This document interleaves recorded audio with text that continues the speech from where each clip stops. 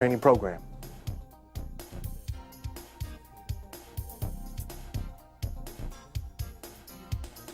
Core activation is the easiest to perform and learn in a prone position. Position the client on all fours with the knees in line with the hips and the hands in line with the shoulders. Instruct the client to draw in a deep breath, allowing the abdominal area to extend while keeping the spine in a ready position. Now instruct the client to exhale slowly, contracting the transverse abdominis muscle and pulling the navel up toward the spine, without allowing the spine to flex directly below the navel. Once your client has developed core control in the 4-point prone position, progress them to a 2-point prone position such as required during this quadruplex. Begin your client in a 4-point prone position with one leg extended out and the contralateral arm flexed such that the toes and fingers are lightly touching the ground. Have her draw a deep breath, activate the core, and stabilize this position. Instruct her to simultaneously lift both the leg and arm while breathing out and further activating the core. Have her hold the top position and then slowly lower the arm and leg back to the starting position, attempting to keep the entire spine in a ready position and preventing any tilt or rotation of the pelvis. This exercise further trains core and breathing. Transverse abdominis should now be activated. Coach the client to exhale slowly while pulling the navel in toward the spine without allowing the spine to flex or extend. Have her hold this position and then repeat for the desired repetition goal. You should first check for correct alignment and position. Next, monitor the spine, neck, and pelvis with one hand and cue the transverse abdominis by lightly pressing 2 fingers of the other hand just below the navel. This exercise can be made more and activate the core muscles. Coach her to begin slowly breathing out while further activating the core and lifting one leg off the floor, keeping it in a bent position. Have the client hold the top position, then slowly lower the leg back to its original starting position, while breathing in and maintaining proper positioning of the spine and pelvis. This exercise can be progressed by activated joint motions, yet every trunk muscle can be targeted. Begin with the client on a Swiss ball in a ready position, with the arms crossed and the hands resting lightly on the chest. Be sure the arms are not crossed too far, as this will protract the scapula, which in turn will induce flexion of the thoracic spine, decreasing optimal posture and positioning for this exercise. Coach the client to always begin exhaling slowly while you apply slight pressure in the direction opposite the trunk muscles you wish to target.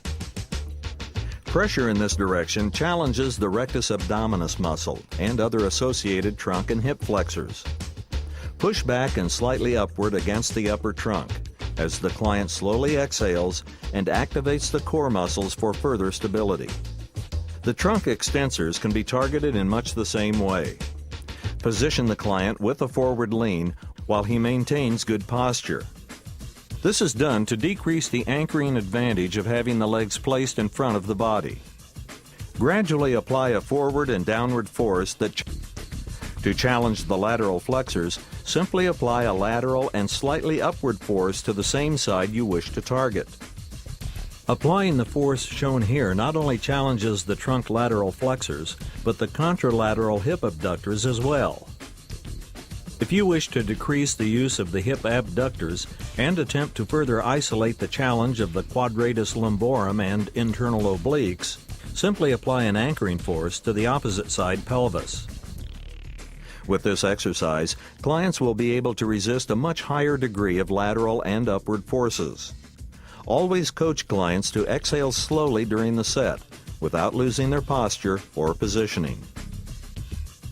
External obliques and associated trunk rotators can be targeted simply by applying the proper rotational force.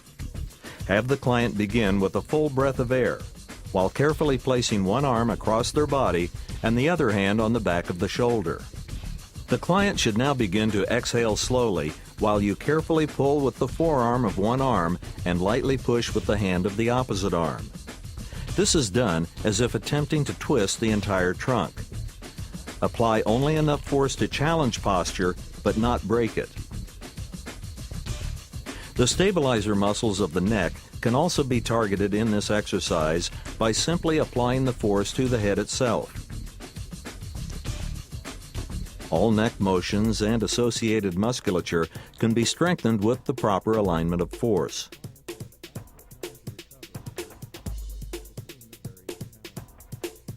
Combinatoral position, in order to challenge the neck flexors, which are typically weak muscles. However, always allow the client to rest her head if necessary. The client should now breathe in slowly while lowering one leg to approximately 0 degrees of hip flexion, or as far as possible without losing spinal positioning. Coach her to hold that position and then slowly exhale, contracting the core muscles while raising the leg to, or piston technique at varying tempos. Or progress to both legs simultaneously. For greater trunk challenge, this exercise can also be done on a Swiss ball. This variation definitely requires more trunk and core control. It also demands a progressed level of neck flexor strength, because the neck is unsupported throughout the exercise. Depending on the neck strength of your client, you may need to support the head. During any of these variations, be sure to monitor pelvic and spinal position closely with one hand while cueing the hip. Have your client position both legs slightly in front of the body. This places a beginning load on the hip and trunk flexors. Instruct him to draw a deep breath and activate the core. Now coach him to exhale slowly, pulling the navel slightly in and pulling one leg up to about 90 degrees of hip flexion, keeping the spine and pelvis in proper position. The client should hold this position, then slowly lower the leg while inhaling and maintaining good posture. During this exercise, the trainer should closely monitor pelvic and spinal position. Don't allow the client to brace or push off your hand. Cue the hip flexors. Exercise can be performed with an alternate, piston,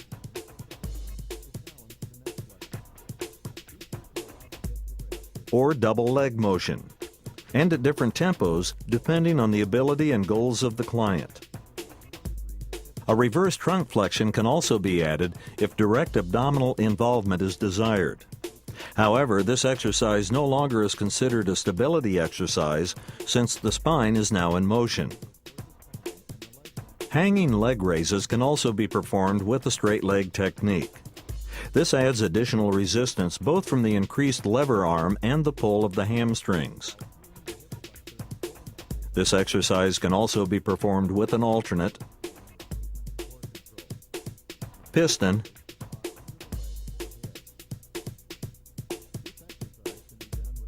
or double leg motion, and at different tempos depending on the ability and goals of the client.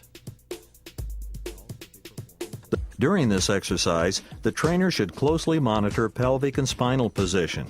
Coach the client to prevent flattening the lower back against the pad as the legs are raised, or hyperextending the spine as the legs are lowered.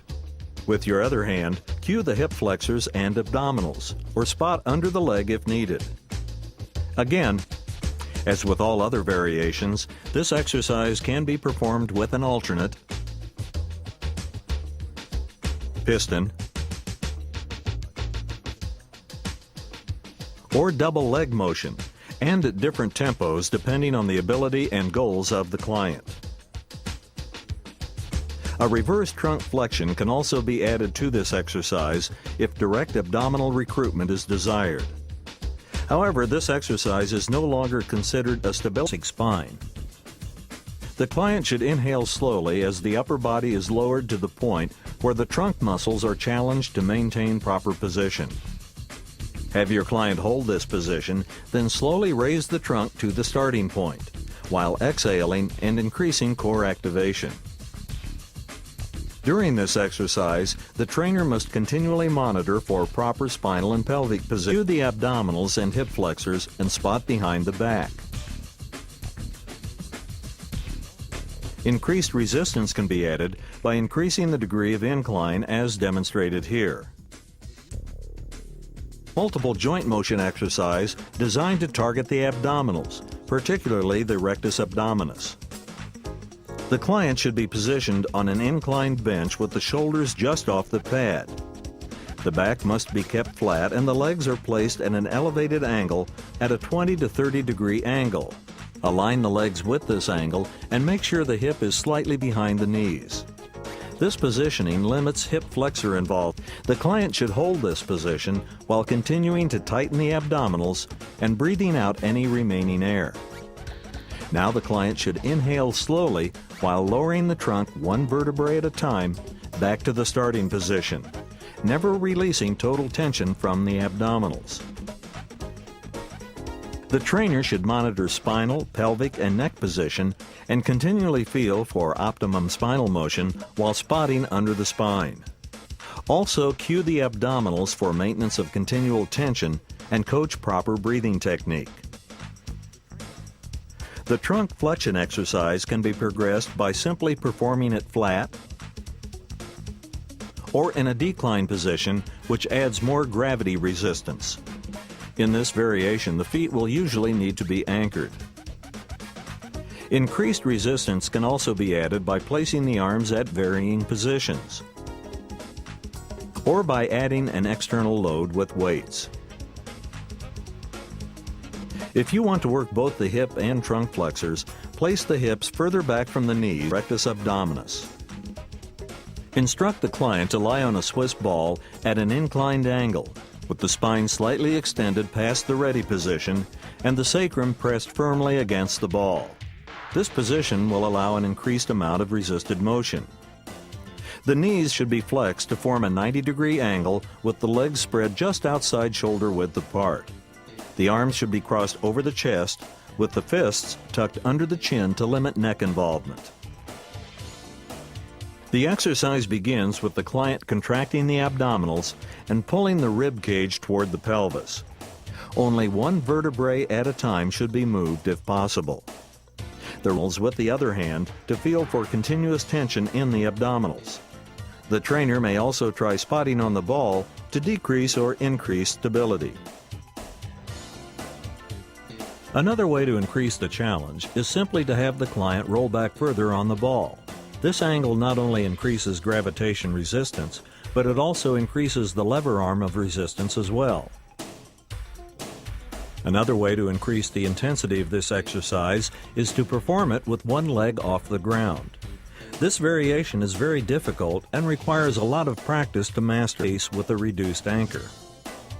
As the trainer, you may either assist by spotting the body or by stabilizing the ball. In either case, be ready to catch the client if he loses total control.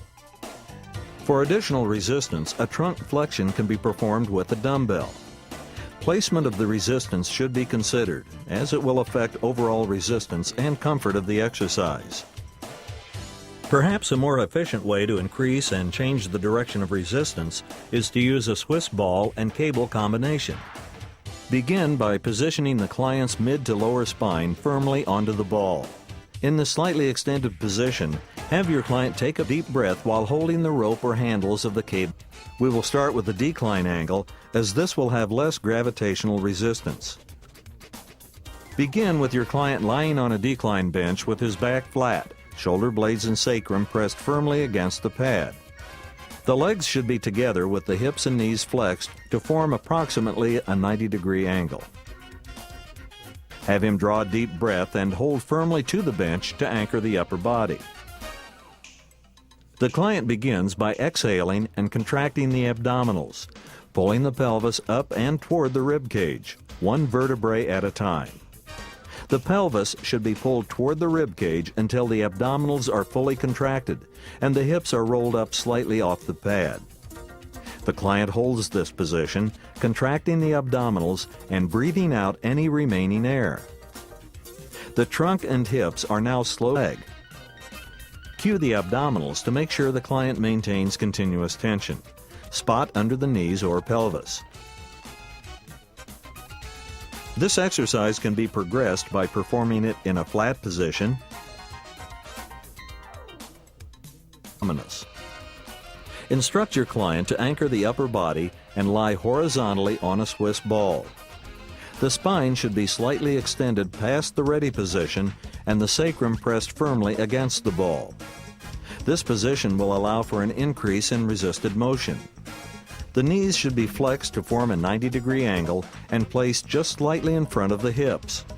This is done to begin the exercise with initial tension on the trunk flexors.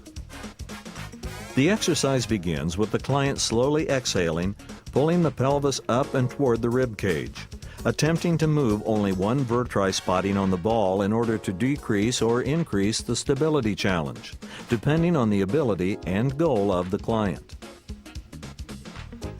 One way to increase the challenge of the Swiss ball reverse trunk flexion is simply to reposition the body further down on the ball. This lengthens the resistance. The rib cage should be raised slightly off the bench to provide tension on the lower back muscles. Instruct the client to exhale slowly as she contracts the erector spinae, raises the trunk, and pulls the shoulder blades together and down toward the gluteus. Coach her to continue exhaling while extending the spine one vertebrae at a time. There shouldn't be any spinal discomfort. Have your client hold this position while attempting to pull the abs in and off the bench to further activate the core muscles. Then the rib cage should be lowered slowly back to the starting position while the client inhales, keeping tension on the erector muscles. The exercise has a reverse breathing pattern. Trunk extension can also be performed on a Swiss ball. Due to its shape, the Swiss ball allows for a greater range of resisted motion than a bench and requires more trunk stability. However, because of the ball's yielding surface, it is more difficult to have segmental spinal control, easily resulting in hyperextension of the lumbar region for some clients. The trainer must be sure the client is capable of performing this variation and should take extra care to monitor her throughout the exercise. Him to inhale and activate the core. The client should now begin exhaling slowly while contracting the internal obliques, flexing laterally, and pulling the lower ribs toward the iliac crest of the pelvis. Only one vertebrae should be moved at a time until optimal motion is achieved and all air is expelled. The client should hold the in position and further activate the core. Then slowly inhale while lowering the upper trunk to the starting position without totally relaxing the lateral flexors. With one hand, have the client lie sideways on a Swiss ball with the trunk laterally flexed over the ball and a natural arch in the lower back. The knees should be flexed with the legs spread apart as far as needed to stabilize the body. Tension should be on the internal obliques with the arms overhead, crossed over the chest, or by the side depending on the desired resistance. The client should inhale and activate the core. As he slowly exhales, the client should contract the internal obliques and pull the lower ribs toward the iliac crest of the pelvis. Coach him to focus on moving one vertebrae at a time until the internal obliques are optimally, but it also involves the internal obliques, paraspinal muscles, and the rectus abdominis. Have your client get in a seated ready position. Instruct him to fully flex the elbow, then pull the arms up such that the elbows are pointing straight out to the side and the scapula will be slightly retracted. Have him inhale and activate the core. Now the client should exhale slowly, further activating the core and rotating the spine without discomfort. Have him hold this position, exhaling any remaining air, attempting to raise the rib cage slightly. The client should now inhale slowly while returning to the original position. Repeat or rotate to the opposite side. Spinal movement and is much more difficult to perform than the previous version. Position your client flat on the floor in a ready position with the legs elevated on a bench or chair and the hips about half their length away from the knees. Have him lay one leg over the other and position the pelvis at about 35 degrees rotation, reference to the rib cage. Instruct the client to place a hand on the side of the body opposite the legs and the other hand just behind the ear, without supporting the head. He should then raise the shoulders off the floor slightly to place an initial tension in the abdominals and trunk rotators. Have the client inhale and activate the core. Now instruct your client to begin exhaling slowly while contracting the abdominals and obliques. The lower rib cage and shoulders should be pulled up and over in order to realign with the rotated pelvis. The upper trunk should be aligned straight with the angle of the pelvis and slightly flexed. Eyes that integrates the trunk rotators with the pushing muscles of the upper body. Instruct your client to assume a lunge stance, with the trunk in a pre-rotated position. Have him hold a pulley handle and lean forward so that he will rotate perpendicular to the line of resistance. If the pulley does not adjust downward, then a high degree of forward lean must be maintained. Place the upper arm in the horizontal plane as if performing a chest exercise. The client starts with a full breath of air and activation of the core. If heavier weights are being used or the client is moving at an elevated rate, it then may be better to keep the arm and hand close to the body. Your client should now begin to exhale slowly and contract the trunk rotators, slowly turning the shoulders and trunk back to a neutral or slightly over-rotated position. The hand should be pressed forward while keeping proper alignment to the resistance and while the core activation is maintained. The client should hold this position, releasing any remaining air while contracting the trunk and core muscles and raising the rib cage slightly. Then direct him to rotate slowly back to the starting position in the lungs and activate the core. If using heavier weights or moving faster, it may be better to keep the arm and hand close to the body. Instruct the client to inhale and contract the trunk rotators slowly while turning the shoulders and trunk back to a neutral or slightly over-rotated position. Simultaneously, pull the arm out and back while keeping proper alignment to the resistance. Coach him to hold position at the end point and keep a full breath of air, while further contracting trunk and core muscles, slightly raising the rib cage. Then direct him to rotate slowly back to the starting position while transverse abdominis